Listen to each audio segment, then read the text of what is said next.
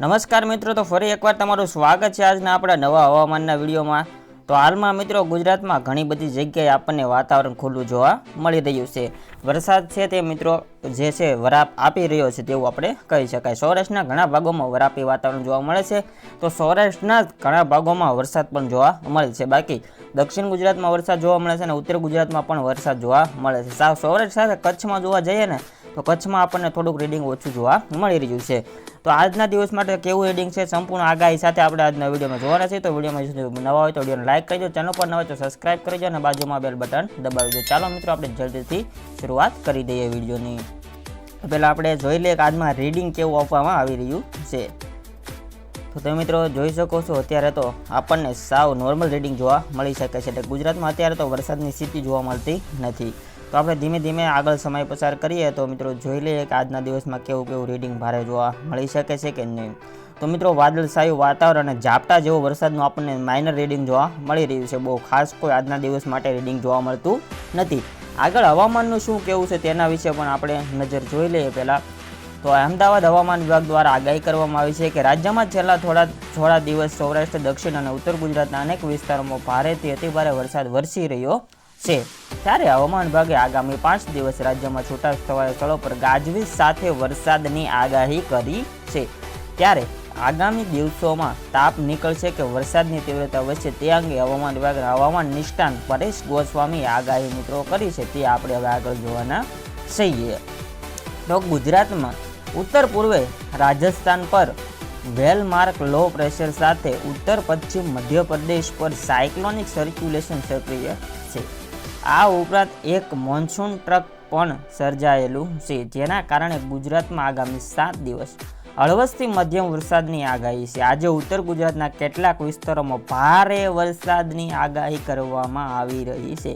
તમારી સ્ક્રીન ઉપર આપણે જોઈ શકો છો કે આપણે જે છે છેલ્લા 7 દિવસનું રીડિંગ આપણે ચાલુ કરી દીધું છે। એટલે કે આગળના દિવસોમાં તમારે કેવો વરસાદ રહેશે તેના વિશે પણ આપણે અહીંયા રીડિંગ ચાલુ કરી દીધું છે। હવામાન વિભાગ દ્વારા આગામી દિવસોમાં આગાહી આપવામાં આવી રહી છે કે આગામી દિવસોમાં વરસાદ નોંધાઈ શકે છે, પણ આપણને અત્યારે ખાસ એવું કોઈ રીડિંગ જોવા મળતું નથી। બાકી મિત્રો જે સૌરાષ્ટ્રના અમુક ભાગોમાં જે આગાહી કરવામાં આવી હતી તેના કરતાં આપણને હળવું વાતાવરણ જોવા મળે છે। તો અમુક ખાલી મિત્રો વરસાદ આવે છે તે અમુક ચોક્કસ પૂરતું હોય તો અડધા ગામમાં હોય તો અડધા ગામમાં જોવા નથી મળતો, તાલુકામાં હોય તો પાછા તેના ગામડામાં કાંઈ જગ્યાએ હોતો નથી। એવી રીતના વરસાદની સ્થિતિ આપણને જોવા મળી રહી છે। 2-4 વર્ષથી એવો જ વરસાદ વરસી રહ્યો છે, કન્ટિન્યુ એક સરખો જે પહેલાં વરસતો હતો તેવો અત્યારે વરસાદ જોવા મળી રહેતો નથી। અને મિત્રો ઉત્તર ગુજરાતના ભાગોમાં વરસાદની આગાહી હતી તો કાલમાં વરસાદ મિત્રો એમાં નોંધાયો હોય છે। બાકી અમદાવાદ અને દક્ષિણ ગુજરાતમાં વરસાદની આગાહી રહેલી છે। આવનારા દિવસોમાં કચ્છમાં થોડુંક આપણને જોવા મળી શકે છે વરસાદી વાતાવરણ।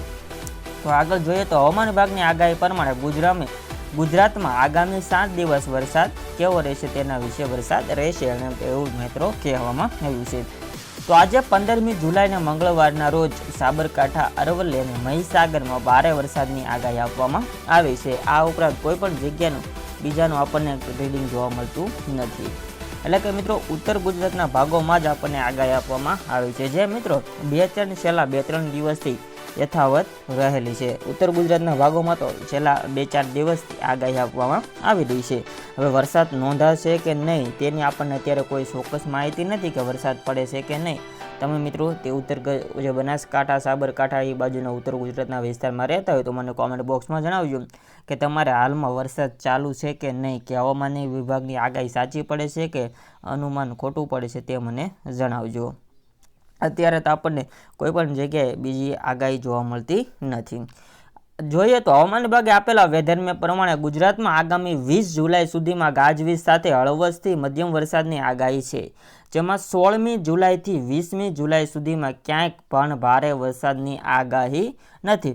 એટલે કે આવનારા દિવસોમાં અત્યારે તો આપણે જોઈએ તો હળવું વાતાવરણ કહેવામાં આવી રહ્યું છે, પણ મિત્રો આ જે છે તે દિવસે દિવસે વાતાવરણ બદલતું હોય છે, એટલે આપણે મિત્રો જે સાવચેતીમાં રહેવું। તો હવામાન નિષ્ણાત પરેશ ગોસ્વામીએ કરેલી આગાહી પ્રમાણે બંગાળની ખાડીમાં જે સિસ્ટમ આવવાની હતી જે મધ્યપ્રદેશ સુધી આવી ગુજરાત તરફ આવી નથી, તે ઉત્તર તરફ આગળ વધી, જેના લીધે તે રાજસ્થાન તરફ જે મિત્રો ગઈ છે। આ મજબૂત સિસ્ટમને કારણે રાજ્યમાં ભારે વરસાદ પણ થઈ રહ્યા છે, પણ ગુજરાતને આની અસર બહુ જોવા મળતી નથી, જેના લીધે 14 તારીખ સુધી ઉત્તર ગુજરાત અને મધ્ય ગુજરાત બોર્ડર લાગુ વિસ્તારમાં વરસાદ જોવા મળ્યા હતા।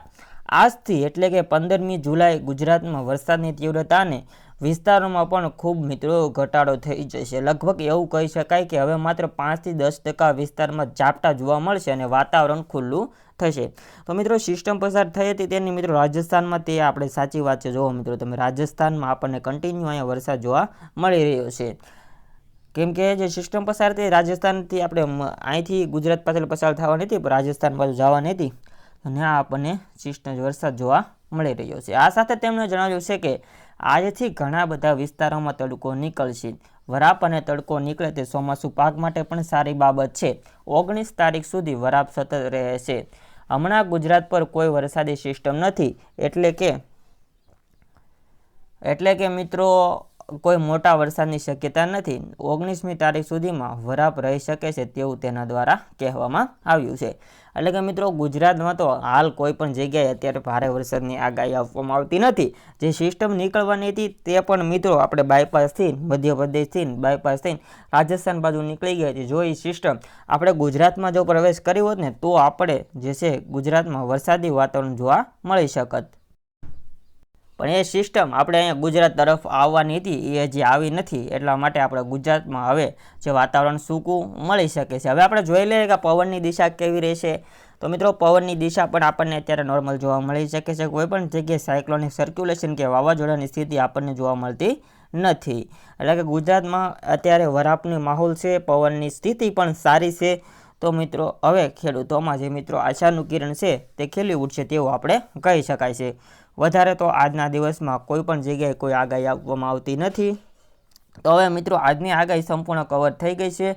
તો હવે આજનો વિડીયો હવે પૂરો કરવા આપણે જઈ રહ્યા છીએ। તમારે જો કાંઈ પણ મને પૂછવું હોય તો મને કોમેન્ટ બોક્સમાં અવશ્યથી પૂછી શકો છો। આપણે મિત્રો ડેઇલી હવામાન વિભાગ દ્વારા જે આગાહી આપવામાં આવે છે તેનાથી આ ચેનલ ઉપર વિડીયો અપલોડ કરીશું, તો ચેનલને સબસ્ક્રાઇબ કરી બાજુમાં બેલ બટન પણ મિત્રો દબાવી દેજો। આપણે હવામાન વિભાગ દ્વારા જે માહિતી આપવામાં આવે છે તેના ઉપર જ બેઝ ઉપર વિડીયો આપણે બનાવી છીએ, અને મિત્રો હવામાન વિભાગ દ્વારા જે માહિતી આપવામાં આવે છે તે 100% કોઈ પણ જગ્યાની માહિતી આપવામાં આવતી નથી। તે અનુમાનો દ્વારા જે છે મિત્રો અનુમાનો દર્શાવવામાં આવતા હોય છે, એટલે આપણે તે અનુમાનોનો વિડીયો બનાવી છીએ। અને મિત્રો આપણે જે આગાહી કરી છે તે વિસ્તારમાં જે મિત્રો વરસાદ નોંધાતો હોય છે એવું મિત્રો, કેમ કે આપણે હવામાન વિભાગ દ્વારા આગાહી લેતા હોય છે એટલા માટે તે બેઝ ઉપર આપણે વરસાદ નોંધાતો હોય છે। તો મિત્રો હવે આપણે આ વિડીયોનો એન્ડ કરીએ। જય હિન્દ, વંદે માતરમ।